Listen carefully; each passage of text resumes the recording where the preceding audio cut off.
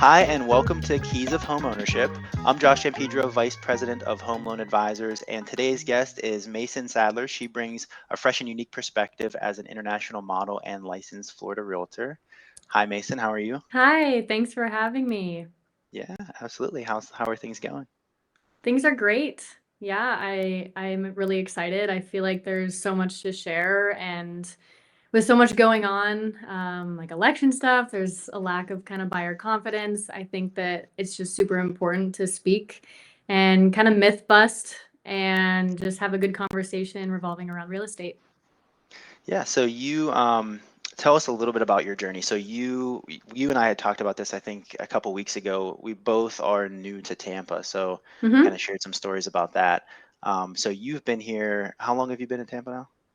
About a year and a half. I was in Lakeland Okay. for a year, and so I've been in Tampa only for a couple months, but new to Florida in general. I am from the West Coast, California side. I lived in Hawaii for 6 years. I began like my modeling career over there, which brought me to New York City. Was modeling there as well, took me to Europe. I've kind of lived everywhere. I've done a lot. I have a background in property management. It started also in Hawaii, kind of everything started for me there. And then I took that also to New York. And now I'm here and Nice. making the most of it, just trying to really push legit real estate. I think property management, it's good and it's a great step in the right direction. And, it can be a great stepping stone, but that wasn't the end all for me. And real estate has really pointed me, I think, in the right direction. And I think Florida's a great market. So do you think people ask me this a lot because I grew up in Pennsylvania, then I lived in Wisconsin, and then now I live in Florida. Okay. And so they're like, "So are you done moving? Are you gonna move somewhere else now?" So like your journey is like even crazier than mine. Are Yeah. you think this is it? Do you think you're like in Tampa for good, or do you think you're gonna move again? Man, I feel like that answer changes. I know, right? Sometimes I'm like, I love it here. Like, I mean, you can't beat the weather. I love being by the water, being from California and Hawaii. Like, I'm a beach girl, so Yeah. I could never relocate to like Idaho, or Yeah. something along those lines. I do love being by the beach. But with that being said, my partner's from Europe, so we do go back and forth a lot. So being on the East Coast is kind of mandatory. Yeah. Traveling from California all the way to Italy is a lot. So I think forever this will be one of my homes. I kind of want to get into short-term rentals and kind of having some of my own investment properties, and Florida definitely being kind of like a home base for all of that. Yeah. So I love everywhere. I've traveled a lot and I've lived a lot of places, but I do really love living here and working here. I think it's a great, probably the best state to really practice real estate in. Yeah. And so you see a lot of that too. A lot of the buyers. So before I moved to Florida, I would have a lot of buyers that would move to Florida. hmm And so I started doing a good bit of business in Florida. It was one of the reasons I ended up moving here full time. Yep. And then since I've moved, that still continues to happen, except now I can give all of the people advice that want to move hmm from the perspective of already living here. Yep. And I feel like everybody has kind You're of like, that let me same tell you how mindset. it actually is. Yeah, exactly. Yep. So, excuse me. So it was like all of the good stuff is what you hear. And then you don't hear all of Absolutely. like the bad stuff, which then I got here and realized there really isn't a lot of bad stuff, hmm except for this year we got a couple hurricanes, so that wasn't really fun. Yeah. I know. I'm like brand new here, and everyone's like, "So how are you liking it?" Three hurricanes come through, and yeah, it's hard, but you take the bad with the good. I think the good outweighs the bad by far here. For sure. So like when as an agent, I always ask agents this because I'm always curious as to what you see on your side. When people are moving, especially in this state, it's unique in a lot of ways. What do you get from buyers or maybe even sellers as their biggest like hurdle? Like I want to buy in Florida, but I can't. Or I want to buy in general, and they're like, well, what about this or that? For me, it's like insurance becomes the biggest. Well, I heard like Yep. taxes, insurance are super expensive there, and I'm like, kind of. I mean, you don't have state income tax, and yes, Yep. your property insurance is more, but like there's kind of trade-offs to that. It's not Yeah. any more expensive overall than anywhere else, but like on the real estate side, since I'm always on the finance end, it's always numbers, it's always math hmm related. what are Sure. like the person like do people have like personal objectives or like fears or things like that? I mean, I think the kind of the flood situation, flood insurance and being in flood zones is a huge concern here. People are always a little bit worried, and it definitely can affect some confidence, feeling like, setting roots. If you're renting, it's like, you're paying the rent, and if something happens, it's the landlord. But when you buy, like that's your home. You're building a Yeah. life there. You're building a community there. And so when you have a lack of confidence of if a hurricane rips through here, am I gonna survive, let alone my house? That's the biggest purchase these people are making in their lives, most likely. So, that is definitely, I would say, like one of the bigger fears. I think, I don't know, something that I have also noticed is a lot of the zoning. It's a little weird in Florida. You can have a brand new construction $1 million home next to a mobile home. You never really know. So people are seeing these beautiful homes online. But in Florida, I think Yeah. especially, unless you go to that neighborhood and you're driving around, seeing the schools nearby, like going to the street, seeing if you could live there. I think neighborhoods, there's a lot of things up in the air. I think that you really have to go and see it. You can't just see it online and purchase it because you might love the house, but the community or the neighborhood or the schools might not be up to your standards. So I feel like there's a lot of lack of confidence as well regarding like, can I be here forever? People come here as like their vacation home, what do they call them? Snow. What can I think of the word? Um, what are they called? But when they live in a different state and they come here to Florida for their Snowbirds. snowbirds, that's I it. was Yeah. So muted. I we didn't have a know I was ton of muted. snowbirds, but I think people question like, can I actually put my roots down here? Is it safe? Yeah. Is it going to be in a good neighborhood? Can I rely on the weather to not tear my house apart? But I think that there are a lot of, you do your research, you get a good realtor, you get a good lender, you stay informed of the market, you go to that neighborhood, you check it out, um, then you're in good hands. Yeah, it's definitely a challenge. I mean, especially right now because there are so many people that want to buy houses, but so few homes to buy Yep. that some people have gotten like tired. And they're Yeah. like, "Us, I can't They'll afford, settle. yeah. So then they're like, and people, I think the media makes it a little bit worse too, where like you look at the average home price and it's like average home price in, Hillsborough County is 900,000. And you're like, wait a second. No, it's not. Yeah, Because they take into account like all the $40 million condos that are on the beach. exactly. And you're Yeah, like, well, you're just mathing out the fact that there's no $100,000 houses, but there's a bunch of $40 million houses. That doesn't mean that. exactly. So they're like, I can't afford that. But Hmm. then you actually start to go through that journey, and you're like, well, wait a second, let's look at this and see like what are you paying in rent versus what you might be able to buy for. And then Yep, there's this sort of like aha moment in a way that they realize that yes, homes are a little more expensive than we want them to be, but sure. at the end of the day, like there's pretty decent houses out there that don't cost you like 600 grand. Yeah, I Um, think if people are just looking at it from that standpoint, they're never gonna find what they're looking for. But if you go in, you speak with a lender, you get that pre-approval, you know your budget, you can find something. There are houses that are, I mean, most homes are sitting on the market far longer than they were years ago. There are homes out yeah, there. We do have a shortage in some aspects, but there are homes out there. If you have your pre-approval, you have good advice, you have somebody that is negotiating for you and doing that research, there are homes available. Just putting in that I research. I think one of the biggest things that especially younger people, I think this hits younger people differently because we only really know this market or recent history, in the past like Hmm. 10, 15 years, is that you're probably not going to get, and sometimes I tell people this depending on their budget, you're probably not going to get your dream house for your dream price. But that Yep. doesn't mean you can't turn it into your dream house. And if you look Yeah. at past generations, what a lot of people did, they would build a house, renovate a house, add on to a home.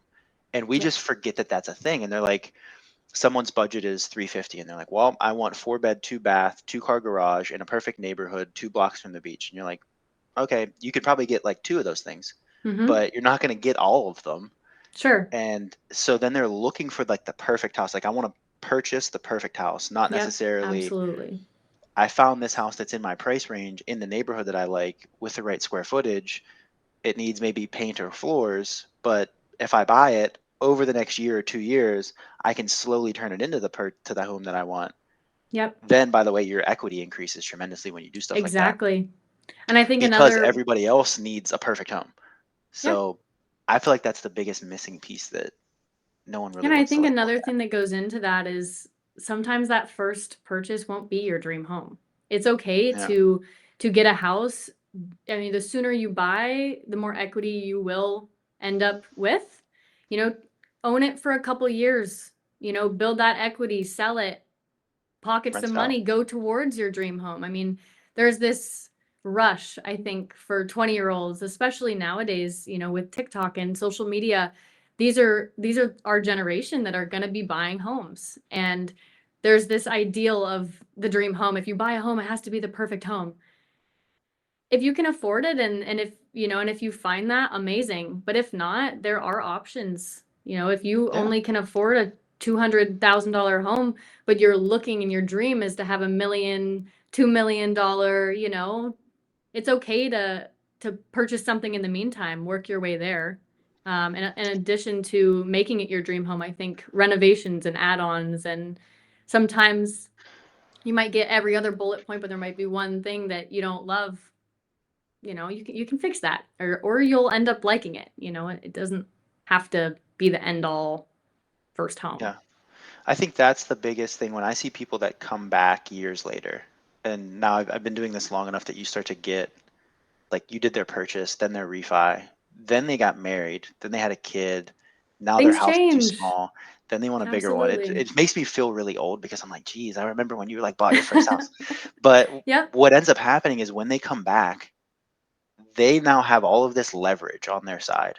And Yep. they're like, well, I bought it for, 180 and now it's worth 310. And I think I'm going to rent it out, but I want to pull equity out of it. I'm like, we have so many tools in the toolbox that we could Yep. use. There's so But much to work with. if your only tool is to, well, I'm just going to keep saving and try to make more money until I can buy the $1 million house, Yep. you're never going to get there because by the time you get to the $1 million house, it's going to be a $2 million house. And how much have you paid in rent? How Right. So you much never, time have you waited? What are rates going to be like? Waiting doesn't often save you money. so people never get there because they miss out on the fact that the person who got it, and even now when people buy $1 million houses and I do the loans, it's very rarely, and it does happen sometimes where it's like you're a doctor and you're married to a doctor and you're like, Sure. cool, you're going to go buy like this Yeah. Good for huge you. house. And it's like their first house. But most of the Mhm. time, it's somebody who, and it's not always somebody who had like a ton of money. Like, why just make 500 grand a year? Mhm. It's not even that. It's usually someone who had a home, then lived in it, then they either rented it out, now they have the income, or they have the cash flow, they can buy a bigger one, or they have Yep. two. It's like this building process, but we There's a want stepping everything like stone now. process. Yeah, rarely do you really see first-time home buyers just throwing down mad cash and buying the Yeah. $2 million mansion. A lot of the time, it is, your first home, it's a stepping stone. And, I have a client right now who, he bought this home as a single guy, and it's like a lakefront, beautiful house, and he thought he was gonna live there forever. He was like, "This is my home," and he actually, he met his now wife. They have 2 kids. Things change. It's on a Oh yeah. busy road, and he wants his kids to be in a closer community. They can learn to ride their bikes in the street. These little things become important. Your checklist of what you need out of a home is gonna change, whether you like it or not. Your Yeah. first home is gonna have certain things where he's like, "I wanna be able to have my boat and can go whenever I want. I want my jet skis. I want this, this, this, and this." Now his priorities are, "I want a kid-friendly neighborhood. I want a community. I want my kids to grow up with neighbor kids that they like and everything." And the house is now too small. It was bought for a single bachelor, and now there's 4 of them, so things change, and that's okay. So I bought a car like it's like 2 years ago. Um, and I don't have any kids currently, and so Mhm. obviously I didn't at the time.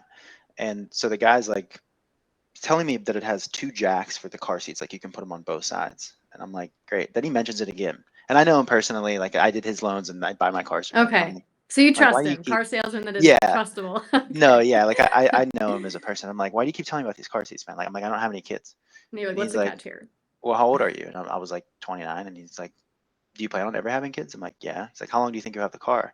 I'm like, I want to keep it a while. Like, I want to have it like 6, 7, 8 years. I want to get good money out of Sure. it. He's like, so let me tell you about the car seats one more time. And I'm like, oh, I didn't think of it. Like, I'm always thinking about now. I'm like, I didn't Yep. think of it from that perspective. Like, things change Your like so priorities will quickly. absolutely change down the line. Even if you don't think they will, you're like, well, I'm always gonna want to have this as my fun car. Like this, I mean, even if Yeah, it becomes a thing, it'll still be an important, this is my car, you know, but you never know what will change. And even my own priorities have completely shifted. You know, I was traveling the world and just wanted to never settle in a way. And even working through real estate, I've realized how much I do want to put roots down, whether it's multiple in multiple areas and still be able to kind of go around and have properties. Like I do want to put in those roots and yeah. build something rather than just kind of always be running away. So Very rarely have I had people that come back and it was like a bad idea. never. Sometimes when they're Yeah, like never. going, you get the buyer craze. Like I had a couple buyers where they were going like way over asking. And I'm like, man, I don't, they just wanted to win because in like 2020 it Mm-hmm. was you couldn't get an offer accepted. And I think they just wanted Sure. to win. And I would even say that. I'm like, are you sure you just don't want to win? Like more so than you Yep. want the right house? Look at the house regardless of the price. Yeah. Make a Ask financial yourself. decision, not an emotional. It's the largest emotional decision you'll make, Yep. which people don't realize. But make a financial decision as well first, then make the emotional decision. Because Yep. I tell this to especially people that like first time home buyers when they get pre-approved. And so like they'll come to me, get pre-approved, and then they come to you and you're like, okay, I'm gonna start showing them houses. I send you the pre-approval letter. And like before they go out, sometimes I'll mention to them, I'm like, because people think they have so much more time than they actually have. They're like, Sure. well, we're just gonna look. I'm like, you're gonna go from Sure you are. looking to like in the moving truck, What like happens when you in the find blink the of an eye. home? Mm-hmm. Right. I'm like, so I know you're just looking and you're definitely not gonna buy today. And I get it. But just understand Sure. that when you start looking, you're gonna start making emotional decisions. And then Yep. you're gonna get into a house and be like, this is so much better than our apartment. Like we have to own Mm-hmm. it. And then you're gonna come back tomorrow and not be ready. So like please get pre-approved because you're not going to make a financial decision once emotion takes over, but Yep. you still have financial implications. So Yeah, and you like can't emphasize do it that the right way. enough because No. it's on my end of it, it's leading your buyers to potentially be incredibly heartbroken and disappointed when Right. you do start showing them homes and they don't have that pre-approval. What happens when they fall in love with the $500,000 home, but their pre-approval, you know, they just bought a car. Uh, you know, they 6 months Yeah, ago, that's they how. okay, but you have to factor this in. And the sooner that you speak with a lender that you trust and can give you good feedback and can pull your credit and look at everything and give you an accurate pre-approval, it's leading you up for success. If you Yeah. go see that $500,000 home and then your heart is in it. You see your kids playing in the living room already. You see your dogs running around the backyard. You see yourself cooking dinner there. And then oh, you actually can't afford it. Like that's heartbreaking. So it's so Yeah. important. I mean, there's no such thing as too soon to get that How process started. often, because I always, again, I only see it from the finance perspective. So like obviously anybody that is pre-approved is already pre-approved. So I don't really, but I always, especially if it's like an agent or even a listing agent will call me sometimes and I can tell they're like nervous. It's like, did you review everything? I'm like, they're good. I promise they're solid. So like, I never ask though, like, why are you so like worried about, like, how often does that happen where you get buyers? Is it frequent that you'll get a buyer that just has no idea and they're just like, I want to go buy this house, and they put an offer in and then realize like, wait, there's so much more to this. I think that it's not a complicated process. That's our job is to make sure it's smooth. It should never be True. complicated for the client. But when you have an uninformed realtor or you weren't honest with your lender or you know there's things that you have to be super transparent and put it all out there so we can best help you.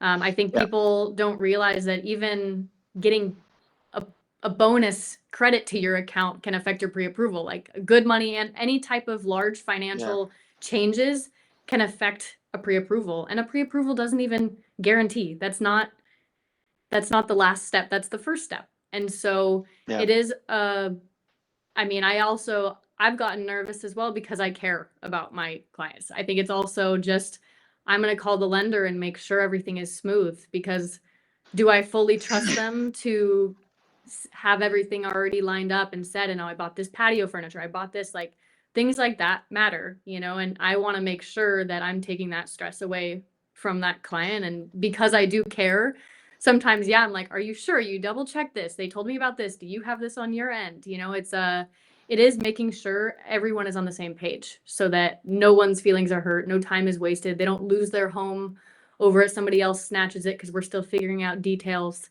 That's a Um, big one. yeah, I think it just comes down to getting a good realtor, getting a good lender, putting everything out there. And do you have to stay, if your pre-approval is for 250,000, like, you have to look around there. Are you going to be looking at Yeah. 500K? Yeah, Things don't look at like change, yeah, exactly. negotiations, you can look at 300,000 because they'll have a price drop, and then you can negotiate. There's concessions, there's things that you can factor in, but the pre-approval is really crucial, and just getting that process started. Here's one thing that I was surprised. It's very hard to kind of explain sometimes Hmm. because the pre-approval has to have a purchase price and a loan amount. And you also buy houses with dollars. You don't buy them with a monthly payment. Yeah. But under the hood as a lender, what you're really pre-approved for is a monthly payment, Yep. not a loan amount. Unless you, let's say, for example, you can't bring the down payment, then yes, your Yep. max pre-approval is based on your minimum down payment. However, that's very rare. So what you're really pre-approved for is however much the payment for the house is going to How be. much can you pay monthly without putting So yourself in debt? yes, I always explain that to buyers when I pre-approve them and then their agents as well, because no two houses are equal. If you find a Hmm. house on a golf course and it has $1,000 a month HOA, $1,000 translates to like 125,000, I would say. I could be butchering that a little bit, but so We'll roll essentially, with it. like 1,000 a month Hmm. means that if you have no HOA, you might be pre-approved for 400,000. If you have 1,000 a month HOA, just Yep. I know that's kind of high, but like golf It courses happens have though. HOAs. We see it. Yeah. Well, oh, this house is 400,000. Well, you have $1,000 a month. Now you're pre-approved for 275. That's how big. Exactly. If you find a house on the beach and you have flood insurance and it's 200 a month, and you have massive homeowners insurance and has a lot of property taxes because you're in the city, your Hmm. pre-approval can swing from like 250 to 350 Yep. to 5 to 4. And I think that is the most important thing that no one like really talks about it that often. Yep. So whenever I Fully. pre-approve somebody, like, well, what am I pre-approved for? And sometimes it's like You're this like, other that's a level longer answer pre-approved. than you want. Yeah, and sometimes it'll be like Hmm. they'll come from another lender, Hmm. and I'm like, okay, you're pre-approved for like 500. Well, the other lender pre-approved me for 550. And I'm like, is that 550 in Hillsborough County? Is that 550 in Pasco County? Where were Is you? Polk Yep. County What's the flood zone, zoning? Exactly. condo, HOA, townhouse, single family? And they're like, wait, what? And I'm like, I can pre-approve you for probably 700,000 if you want to find a house that has really cheap property taxes and Yep. really cheap insurance. Yep. So Everything that's like plays a part. it's such a big element of that, because if you're looking at 300 and there's a house for 350 that is a lot different than what you were expecting it to be, one, you Yep. may be qualified for that house, and two, it could be the exact opposite where you're, oh, this is my price range, I'm 100% fine, could be like definitely not.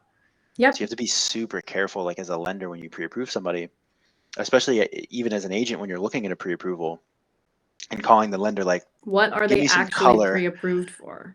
Like, I Yep. see you put 500 on here. Is this like, is 500 what? We're redlining it and you're just kind of hoping the insurance is going to be under 3 grand a year?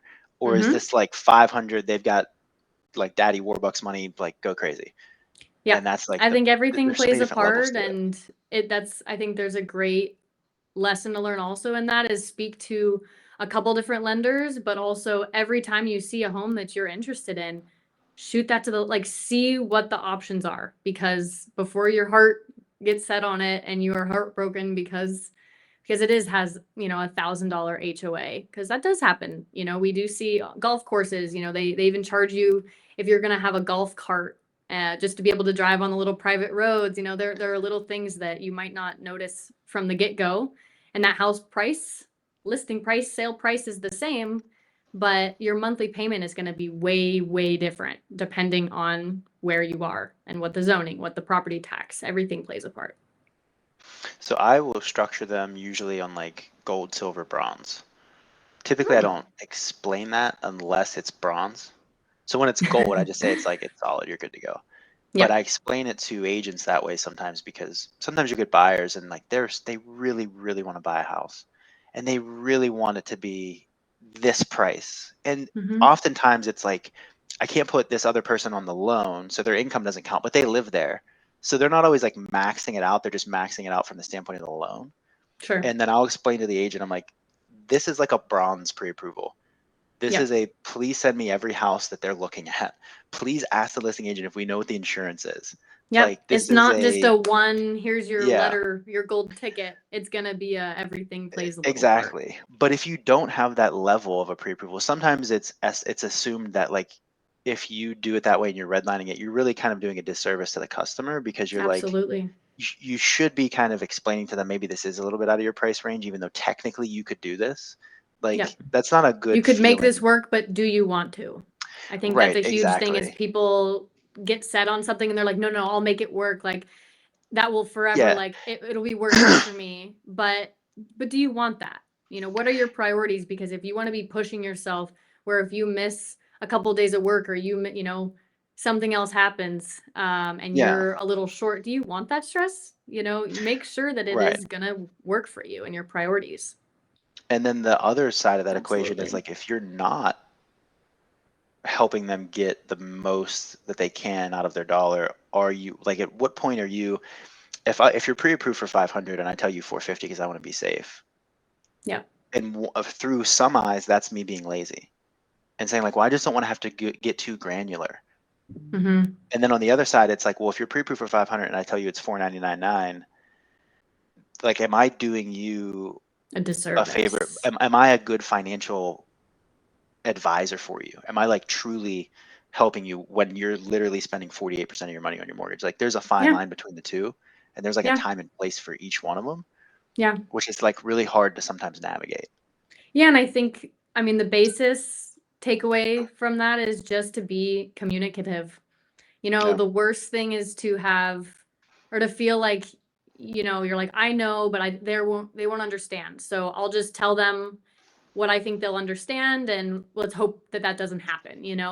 But just communicating and over communicating, and just with the agent and the lender, like they have to be like this. You have to be going back and forth, and the agent's priorities are their clients.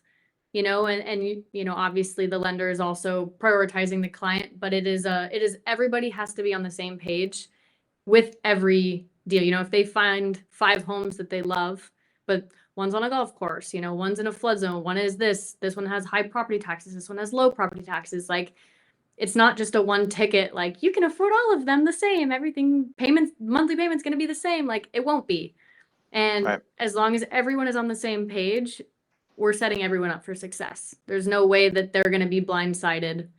If there's proper communication, and obviously some things come up, oh, we didn't know about this, or like, oh, this is also going to cost you a little bit, or this insurance will be a little higher. Like there's those things, but I think it's hiring a lender and a realtor that you do trust and can have that communication with, and there's no hidden secrets, and we are trying to optimize your dollar. We're trying to help you get as far as you can, but while also being professionals. I think one of the biggest we were talking about like people will buy then buy a bigger house and Hmm. take the equity and move in. I think one of the biggest objections, and I think it's why it's so hard, especially for younger people, is like they think that that isn't going to happen again. So the assumption is, especially if I tell someone that like, well, I really want to buy this house, but what I can only afford like a 2 bedroom. I'm like, is it just you right now? And they're like, yeah, but in the future I want a bigger house. Like, well, sell it and buy a bigger one. They're like, well, they assume that like the value of their home isn't going to increase. They're not going to like build any equity because they see it as an investment risk like buying a Yep. stock, but then also just kind of assume that like, well, that's already happened. Prices are already expensive, and like that's not going to happen in the future. And Yep. then they miss the boat because then it keeps happening. And Yep. they're like, I'm going to wait to buy a house until I can buy a bigger house or have more down payment. And then I'm like, you're probably going to pay more money for the house. They will literally come back like 3 years later. And I'm like, yeah, the house is You're like, you now should have like done that. 80 grand more. And like, oh, okay, well, I'm going to wait until I can buy a bigger house. And then it's like more money. And then they just Yep. never get in the market. I Then think they're like people have 40 the and they just buy whatever they idea. can get.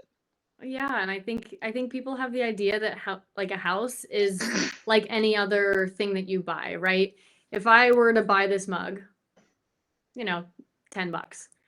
If I were trying to resell this mug, $2, there's Yeah, a you lose value and money over time with just a tangible that's a asset, good so to point. speak. That's a really A good point. home builds equity. You're almost never going to lose money. You, of course, if you trash it, I can't speak for every home, but most of the time, most people do. They put some upgrades in, some improvements. Oh, the floor was a little weird, so we redid the flooring. Okay, the roof, we just redid the roof. You know how much value that adds to a home?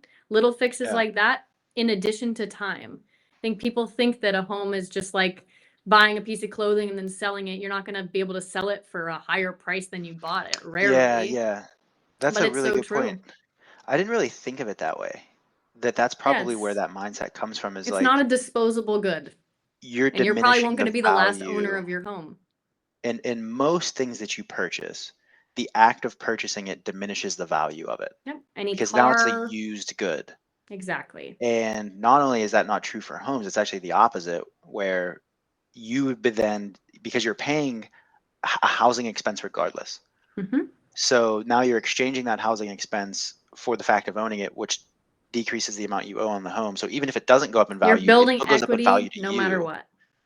But Yep. then on top of that, it's also assumed that like a brand new construction home that's exactly equal to an older home is worth a lot more because it's new. And it is in a way. Like there's a quality adjustment on the appraisal. And Sure.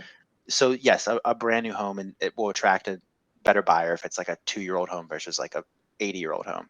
But Sure. it's really not that big of a difference. Like the difference between like a 1-year-old car and a 10-year-old car is huge. It's like Yep.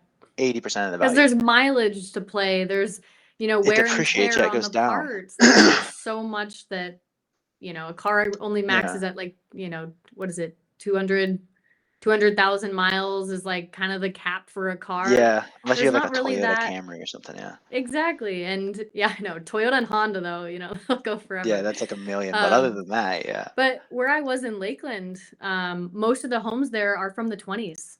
They're in the historical district around Lake Morton and Lake Hollingsworth, and those homes were built in the 20s. Yet they're selling for the same price as homes that are Yeah. newly built, outside of Lakeland or in a lakefront community, a golf community, grasslands over there. Like some of these historic homes, you're not I mean, even it is old, it's almost vintage at that point, but you're still its prices are still going up. You improve the roof, you do some renovations in it.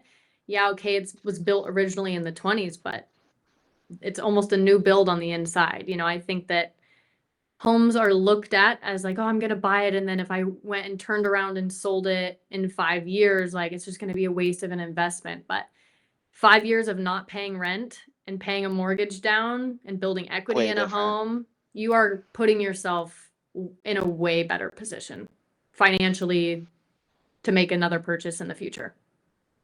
It's yeah, it really is a massive difference. I think it's kind of hard to explain it. I'm glad you explained it the way you did because I didn't really think of it from that perspective. Yeah. And that's definitely true. It's like the one of the few things that the act of buying it does not decrease its value, Yep. I think it's one of which the is only kind of things insane. too. Almost everything else is kind of like a disposable good or something that does Yeah, it's like the go only bad thing or loses value. especially Home now, everything doesn't. is, I guess maybe that's why like younger people feel they ask completely different questions than older people do when it comes to buying a house. Do you Hmm. kind of see that on your end too? It's Yeah. like younger people ask like way different sets of questions. Older people are more interested in like the home itself and the neighborhood. They're wondering like, what is this thing like the perfect place? Is like, is there anything wrong with it? Is there anything that Yeah. like, Tell me what's how am wrong I with gonna it. like, yeah, they're like assuming that it's Hmm. made out of plastic because like now everything in life is disposable. Hmm. Like you could buy something like an appliance for your kitchen that your grandmother still has hers from like 1955, and then you Yep. bought a blender or something and 2 years later you need a new one. And like I think that same mindset comes into homes where they're like, okay, well, yeah, this house is cool now until everything goes bad. So like, let's make sure Yep. that we could really afford it, because we're just going to have to sell it for what we bought it for in 10 years and then go try to do it again. Cause like, everything will be 10 years older, not realizing, okay, Yep. great. It'll be 10 years older and it'll look the same. Like, it's not Yep. going to depreciate I think or that is go out of style. a huge point for this upcoming generation of people who are going to be our home buyers and our owners of the majority of homes moving forward. Is buying a brand new home isn't going to long term lose you any more money than buying an older home, Yeah. selling it wise, or, buying one to then sell it later. You don't have to go for that $2 million home for your first home. Can you do it if you want and you can? Great, do it, but it doesn't have to be, it is truly a stepping stone process. And there's nothing wrong with, I mean, I think it's a smart investment to just, the sooner you buy, the more equity you're building, the more money you're making yourself in an asset that you can then sell, you'll pocket, and be able to move forward from there. I think another objection that I get a lot, or not really objection, it's probably the most common question though. Like, what's going to happen with home values? Do you think they're going to crash? And I'm like, at some point. And usually That's that's how it not the right goes. answer, because people assume I mean that the house they buy is going to be worth less money when they try to sell it. And that's Yep. not what I mean. Yep. I'm like, there's going to be a year, could be 2028, 2030, could be next year, That that the sounds so weird. value, yeah, that the value is going to be less than what you bought it for. At some point, there's going to be at least 1 year in the next 10 or 20. So Yep. do you want to try to bet? And when that year happens, are you going to be able to pinpoint it and say, this was the year that values are the 5% less, I should buy because next year they're going to go up again? No, you'll say, oh, I'm going to wait for them to crash again. Yep. And then you'll miss the crash and realize that, like, You're yeah, like, oh, values what went down by a happened? couple That percent. was, hmm. Like, nothing changes. Yep. And the value of what you own only matters if you're selling it. So they're like, Yep. am I overpaying for this house? And in some cases, you have to be very practical and be like, yeah, you really are. Like, don't.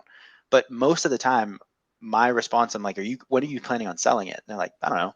Like when the kids Well, graduate then in don't 15 worry years? about it. Yeah. I'm like, the Things value only matters fluctuate. when you're going to sell it. And Yep. they're going to go up 98% of years. Values are going to like increase. So if you're Yep. waiting on this being exactly the year before, the 1 or 2 years where they went down, Yep. you're going to end up never buying, and then you'll just miss the whole opportunity, because you're like, what you think you're gaining in value is like, finally, that $500,000 house only cost me 200 grand. I'm like, no, it's just like 470 now. And Yep. then in like 3 years, it's People like think that it is 510. just some huge dip or Yeah. some absolute, interest rates are going to go way up, they're going to drop way down. Like I think one of the largest misunderstandings is in the general market. And the price of the home isn't dollar for dollar what everything costs to build it. It is, the price is determined by what somebody will pay for it. That's it. Exactly The right. price is determined by what is going to turn somebody's mind from no to yes. Yeah. And things fluctuate. That's life. Everything fluctuates. Interest rates, prices, supply, demand, everything. And banking on waiting for that is only going to lose you equity, lose you money.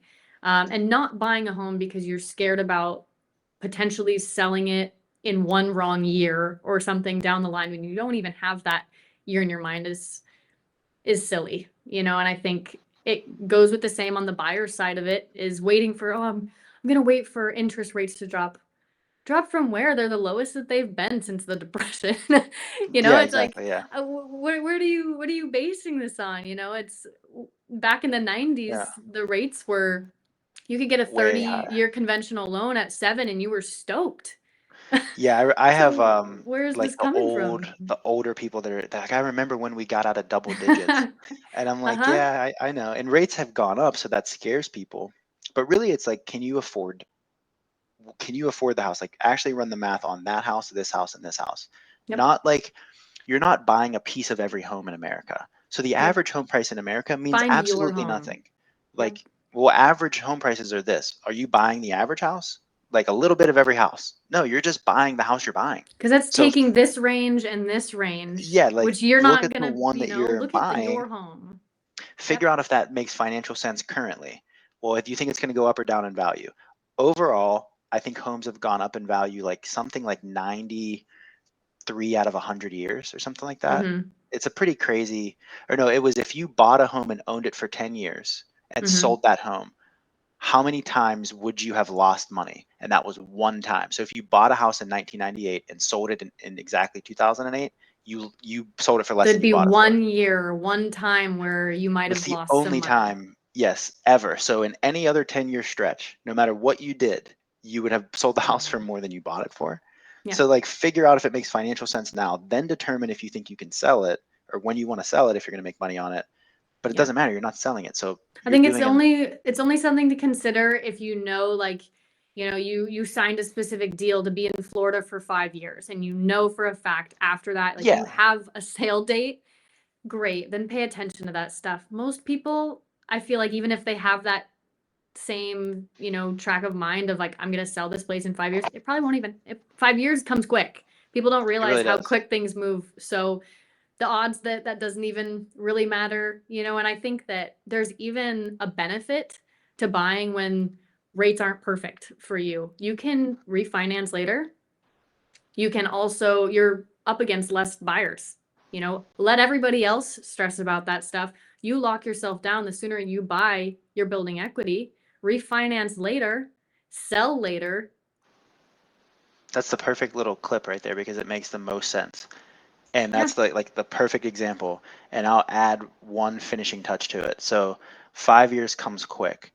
So we're coming way up quicker on than you think. COVID being 5 years ago. Isn't that Isn't that crazy? insane? So that's how fast it goes. So Yep. like I'm gonna wait, I don't think I'm gonna be here in 5 years. Maybe, maybe not. I'm like, Yeah. okay, but Okay. where were you at 5 years ago when COVID hit? Like you still have the same Mm-hmm. t-shirts in your closet and Oh probably my the same gosh. apartment that you've been renting, and it's been Yep. 5 years. Yeah, And just I'll look like at something in all of a my sudden. closet and I'm like, I remember wearing that in high school and that was 10 Yeah, and you're years like, ago. I haven't worn I'm this in like, like oh a my, decade. time keeps going with or without you, and you can worry about what the future holds. And oh my gosh, where am I going to be in 5 years? Things are going to be so different. They might be, they might not be, but waiting for things to change in an unpredictable, when you know what things are now and what you can change later, why would you wait for later when you have no idea what it could look like? I mean, so many Exactly. things are to play with, every 4 years we have an election, right? Everything, it always, confidence goes a little down because we don't know what the economy is going to look like. This is every 4 years. We already know, Yeah. everyone's like, what are we going to do? Like, I'm so stressed. I'm not sure. I just can't buy right now. I just need to wait. And I'm like, okay, so just know that in another 4 years, like, this is all going to happen again. Everything is a cycle. Everything moves forward. And, you can choose to have this absolutely ruin your confidence and potentially miss out on that home, miss out on the right time to sell. There's the right buyers that might want to buy your home, but instead you're worried about something It's that never you going to be can't perfect. control. It's never going Like to be perfect. if you're saying like I don't know yet, I just have to wait and see what's happening. And yes, for certain people, certainly make the right financial decision. Like for some people that does make sense. But Yeah. for most people when I talk to them, like I kind of do, but like I don't know, I want to wait. I'm like, you're gonna kind of want to wait for the next 30 years, I promise. You're never gonna wake up Yeah. one day and be like, this is it. If that's your mindset, it will just always be your mindset unless you physically are the one that breaks the resistance. And as humans, Like we actually don't wait. Usually what people are missing is information. exactly. So as a realtor, we're problem solvers. When somebody's like, I don't know, I don't want to like rush this, or like you get that a lot of like, they see the perfect home. You're like, this is it. Like, do you see yourself glowing here? Like, what is, I don't know, I just need to sleep on it, which is fair. It is a big, I'm not saying you should never sleep on a big decision like that, but a lot of the time, a little bit of time isn't going to change something. Little time isn't going to change rates, isn't going to change your mind, your confidence. It is information. So being an informed lender, an informed realtor, to provide that information to see where's that lack of confidence coming from. Okay, they're scared about an interest rate. Okay, let's see what we can figure out. Okay, they're scared about a down payment. Guess what? You don't have to make a 20% down payment. There are so many options for that. Yeah, It's finding out where that like Education where takes that away a lot question's of the coming from. fear. So Yep. people come in They just want confused, to be and sometimes informed. I'll work with somebody for like months, and over that journey, they don't see it, but I do, that they've grown more confident and less scared, and they don't really know exactly why, but Hmm. the reason why is because now they have education. Yep. That there's so many things they didn't understand or realize, or you don't have to have a 20% down payment. MI is not going to cost you $500 a month, by the way. It's I like it's like it's this is like like 30. $100 you're talking about. You know? Yeah, I've had people Take like, that I low want down to take payment. money out of my 401k to put 20% Absolutely. down to miss out on MI. I'm like, I'll run the math, and they'll have like an 800 credit score, which affects the premium. And I'm like, Yep. so you know that your mortgage insurance is like $30, right? I'm like, you're gonna pay a 10% Yep. penalty on like 20 grand to save $30 a month. I'm Yeah, like, and that's where being a math it's a person cheaper is you Netflix have to know your subscription. clients. You know, some people Exactly. are just a visual, some people are a number people. If you can sit down and be like, okay, let's say that you take out to make that hefty down payment. Great. Everyone says, oh, more is better for the down payment. Not all the time. Not all the time. If you're putting yourself in other financial danger by trying to make this hefty down payment and then, oh, I'm going to save on insurance. Okay, well, yearly you would have paid about 800 max. Exactly. You know, it's like, Exactly. why would you penalize yourself by trying to put yourself in a position of, oh, I want to own more equity? You will over the years, you know, and Yeah. refinance. There's things like, you know, buy down rates. Like there's things that can affect that people are so stuck in, you know, oh, I have to pay 20% down. No, you don't. There are Right. 0% down programs. There are Like a lot three of and a them. half percent down programs. Hometown Heroes, like FHA, you get an insured loan, even student loans. Like you people, there's a misconception of I have to pay on my student loans. You know, my debt to income ratio is horrible. Like, you know, with Fannie Mae, they actually offer if your parents or employer are paying down your student loans, it doesn't contribute to your debt to income ratio. You know, there's Yeah. little There's so things many that different options. there are, and I think there's such a a lack of confidence with buying. Oh, I don't have the money. Oh, I make minimum wage, or I you know I have 20K in my savings. Like, how could I buy a home? I can't afford a down payment. If Right. you wanted to, you could. If you wanted to, you could. It's deciding, making that decision for yourself and starting that process, speaking to a lender, being informed. Even if maybe the time isn't right for you, they can, you know, oh, okay, your credit is horrible. So what? You know, speak with that lender. They're going to say, here are some programs. Here are some ways to build your credit. Like, use those resources. Put yourself in a position to receive. Makes a lot of sense to me. Yeah. So I think that was a lot of information. Yeah. You taught me some stuff too, which is nice. Oh, Because great. I know. I think it's all about having a conversation and we're in the same field, but from a different lens. I think there's so much to yeah. learn. All right, folks. Well, there you have it. Thank you for tuning into Keys of Homeownership. Don't forget to subscribe and share this episode with anyone you think might benefit from it. And we'll see you next time. Bye.